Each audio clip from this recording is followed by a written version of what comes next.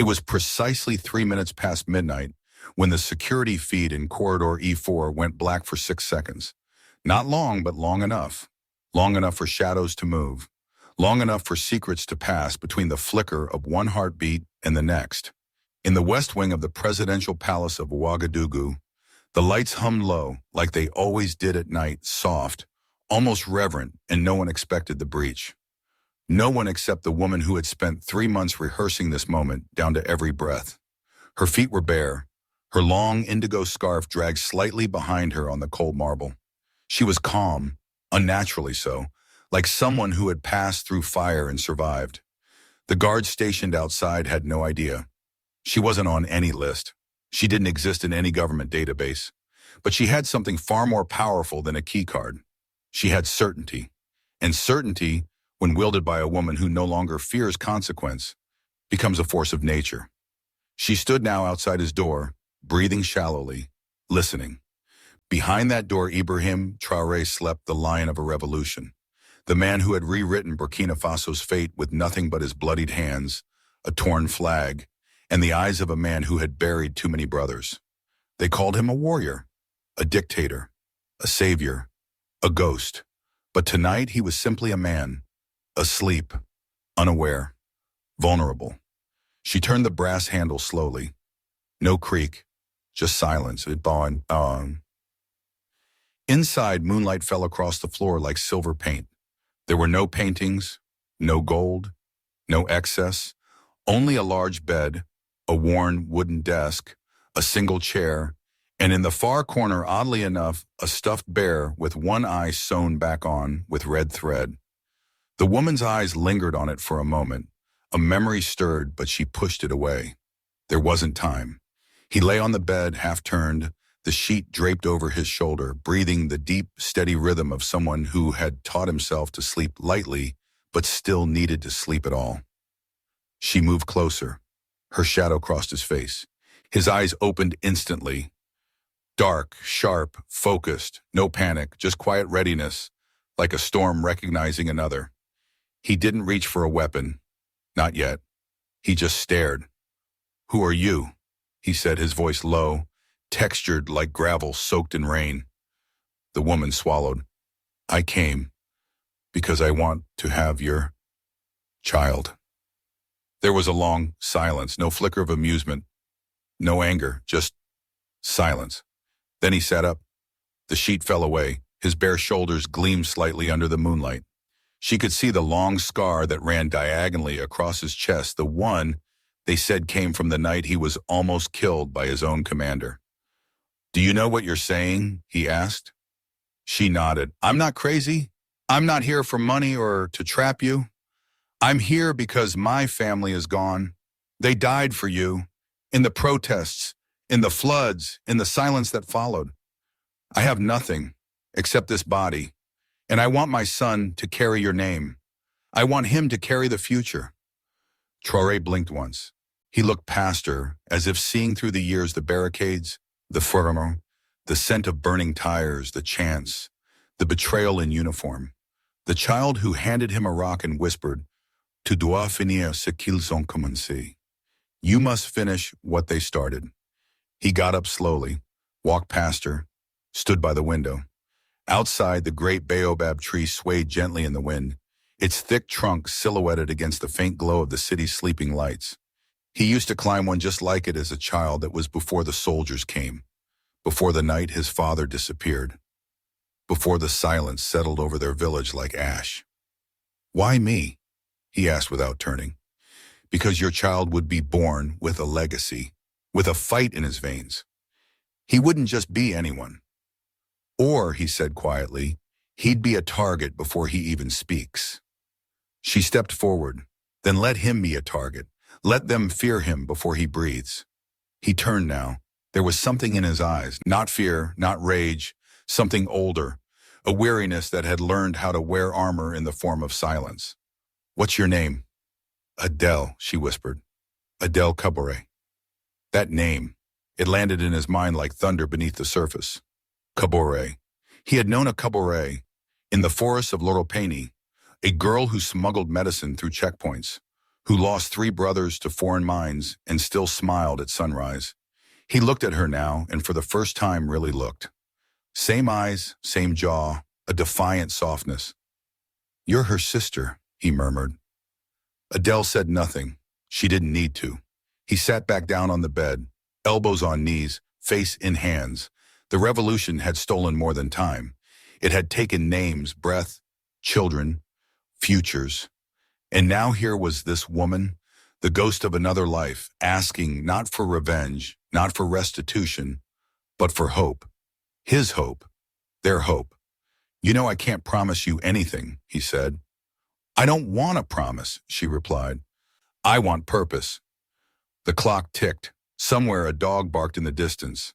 Rain began to fall softly, tapping the roof like fingers recalling a song.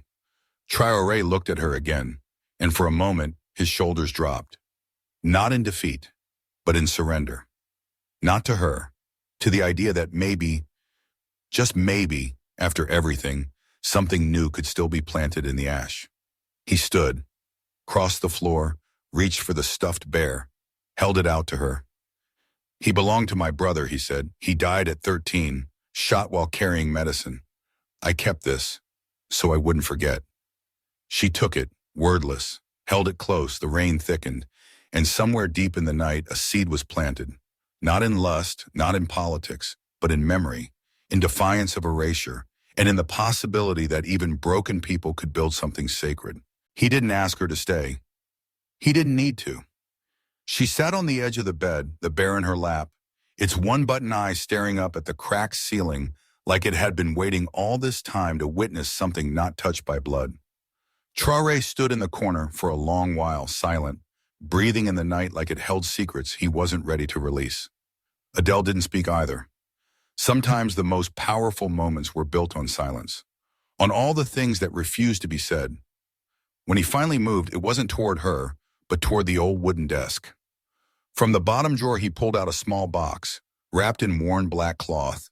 He unwrapped it gently and revealed a notebook, its pages bent, the corners smudged, the cover almost torn apart. He flipped it open, thumb grazing past lists, buoys, sketches, and somewhere near the middle, a page with only one thing on it, a name, Isaiah. Written in a child's messy scrawl, he traced the letters with his thumb. "My brother wrote this," he said softly as if speaking to himself. "Said that would be the name of the first child we raised together. Once peace came, we planned it all, even the tree we'd plant in his honor." He laughed once, not joy, not mockery, something darker, something hollowed out. Peace never came, only fire. He turned to her now, and for a second, the mask slipped. The commander faded, and in his place stood a man who hadn't slept right since he was 17. If this child happens, he will not be hidden. He will not be safe, and he will not be allowed to forget who his father was. That weight is not a gift, Adele. It is a chain. She nodded. But chains can be melted, transformed. Into what? Into keys, she said without flinching. The words hung there. Keys, not chains. The way she said it, not as a metaphor, but as truth carved out of bone, made something shift inside him. The bear in her lap suddenly felt heavier, like a witness to everything that came before and everything that was still to come. He walked back to her, knelt down and looked her in the eyes. "Do you understand the war that is coming?" "I live in it already," she replied. "We all do. The only difference is, I choose to carry forward something more than grief." The clock struck 1. Somewhere beneath them, the palace staff moved like quiet ghosts. Adele's heartbeat was steady, his louder now, not panicked, just present, awake. "And if this is madness," he whispered. She leaned in. "Then it is sacred madness, and I choose it." The wind outside howled suddenly. A storm had rolled in without warning. Thunder cracked somewhere over the plains, shaking the glass. The baobab bent, but did not break. It never did. Traoré stood. His silhouette, cast against the flash of lightning, looked like a statue carved from rage and longing. He reached for the heavy velvet curtain and pulled it aside, staring into the storm. "Do you know," he began, "when I was a child, I used to dream that the rain was my mother's voice. She died when I was 8. I don't remember her face, but every time it rains, I hear something soft, something that tells me I haven't been completely lost. Adele stood beside him now. She didn't touch him, didn't speak, just stood, shoulder to shoulder, equals, survivors. He turned to her, his eyes darker than ever. "Then let the rain witness this," he said. "Let the storm baptize what we begin tonight." And when he kissed her, it was not lust. It was grief. It was history. It was prayer. Two broken things crashing together, not to destroy, but to fuse, to weld. Hours passed like centuries. The bear stayed at the foot of the bed, silent, still, guarding. When dawn finally cracked the horizon in shades of crimson and ash, Traoré stood shirtless at the balcony, the early sun casting golden bars across his scarred back. Adele slept behind him, hand resting on her stomach, as if already protecting something unseen. He didn't speak, didn't need to. In his hand was a single red string torn from the bear, and he tied it around his wrist. A silent vow. A reminder. Not of the woman, not of the act, but of the choice behind him. Adele stirred. "Is it always this quiet after the storm?" she asked, voice hoarse from sleep. "No," he said. "Sometimes it's worse." She sat up slowly. "Then we name him after the silence." "Isaiah?" "No," she said, smiling faintly. "We name him after the scream that comes after." He turned, and for the first time in years, he smiled. A real one. Cracked. Fragile. But real. "Then may his cry shake the foundations," he said. She stood beside him now, wrapped in the sheet like a ghost of the future. They both looked out across the waking city. The streets still smoldered in some quarters. Troops still patrolled. Hope and fear walked hand in hand. But in that single moment, a different kind of revolution had begun. Not with rifles, not with speeches, but with something far more dangerous. Faith. Below them, a child selling bread dropped her basket and chased a red balloon that had slipped from a younger boy's hand.